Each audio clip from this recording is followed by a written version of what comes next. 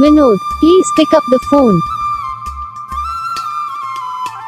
Vinod, please pick up the phone.